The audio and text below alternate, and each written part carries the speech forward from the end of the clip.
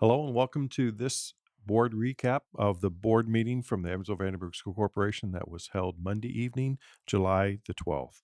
Just as a reminder, if you go to the EVSCschools.com website, click on About Us, scroll down to where you have Board of School Trustees, then click on Board Docs, and then once again, where it says click here, click there, and then it will take you to Board Docs. Click on July the 12th, and then click on the agenda, and then it will pull up the items that were on the agenda for the July 12th board meeting.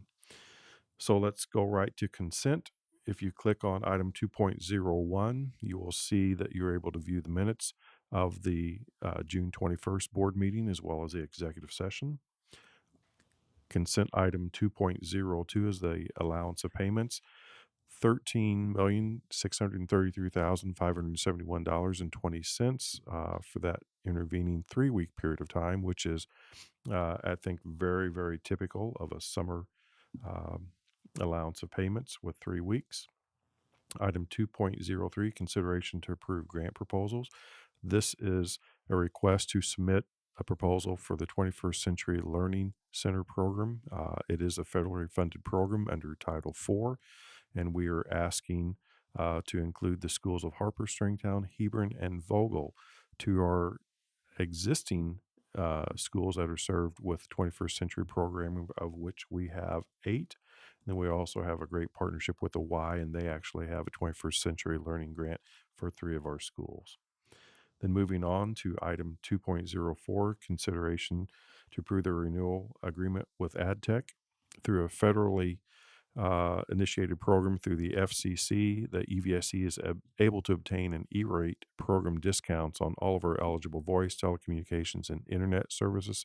Working with AdTech, as we have for the last several years, we receive a little bit over $500,000 in discounts through this program, so it is very advantageous for us. This particular renewal then would be for an additional 3 years at the rate of $14,100 per year, which is no increase over the last contract period. So we are pleased with that and pleased with their service. Item 2.05 under consent would be change orders for Central High School. And basically, this is in the amount of $15,185 to do some additional work on the facade, to remove some rust, and then to repaint and resurface some of the facade of Central High School. When we look at 2.06, this is a change order for Washington Middle School classroom flooring project. And when they removed the existing flooring, some of the concrete that had been patched previously, some of that patch came up. So this is simply a change order in the amount of $1,272 then to remedy those patches and to put new repairs down in the concrete before they put new flooring over the top of that. Then item 2.07 is consideration to approve the renewal agreement with Panorama Education. State of Indiana has a contract with Panorama. EVSC has had a contract now, I think, for 4 years with Panorama. It actually fulfills a requirement that we have for many of our federal grants in terms of um, providing data on school climate and those types of measures that Panorama certainly has a great deal of expertise in measuring. And then item 2.08, consideration to approve driver-owned equipment contract. This is a contract for Kim Seifert to be a contract driver with EVSC. So EVSC is blessed to have our own EVSC bus drivers, and then we also have contracts with individuals that are independent contractors. And now this brings, I think, to a total of 59 individuals who own their own bus and then are contracted with the EVSC for specific routes to driver students. Moving on then to item 3.01, personnel recommendations. You can click on that and then review the personnel items that were approved by the board in the July 12th meeting. Then moving on to item 4.01, summer school recap. There's a copy of the PowerPoint presentation that Dr. Stubbs presented last night.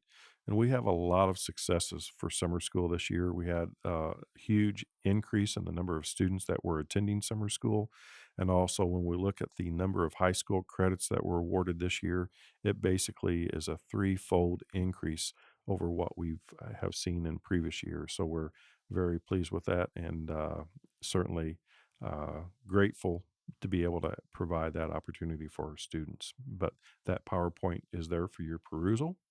Then moving on to information items, item 6.01 is provided to our board as an information item. Basically, the Office of Human Resources has solicited proposals, and we are pleased to be able to renew with, or the recommendation is to renew with dental health options by Health Resources.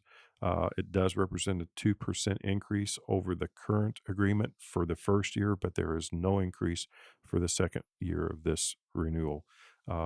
We are very proud to provide a number of benefits for our employees.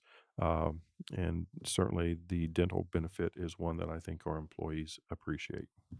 Then moving on to item 6.02, this would be an update to policy 5111, which is the determination of legal settlement and eligibility for enrollment of students without legal settlement in the corporation. Now, apologize, that's a very, very long title, but the essence of this, the revision is that it brings this policy in line with state statute. And in Indiana, since Indiana funds the education for students. We do have school districts and school boundaries. For instance, the school district of EVSC, the entire boundary of that is Vanderbilt County.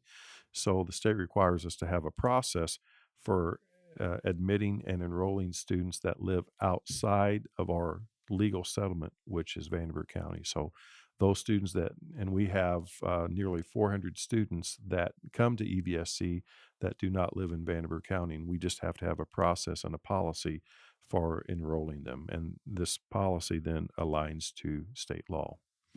That is it for the board update of July the 12th. As always, appreciate you watching the podcast, and just want to remind you that our next board meeting is held July the 26th in the EVSC admin office. And also, we will have our town hall beginning at 5 o'clock that evening, 5 to 5:25. You can register if you'd like to speak to board members. You can register um, for that town hall on our website, and I would encourage you to do that. The registration goes live the Friday before the board meeting at noon, and then closes down Monday of the board meeting at 3 o'clock. Once again, that town hall is at 5 o'clock on July the 26th, followed by the board meeting, which commences at 5:30 on July the 26th. And as always, you can listen to our board meetings on our radio station, WPSR 90.7 on your FM dial. Thanks so much. Take care.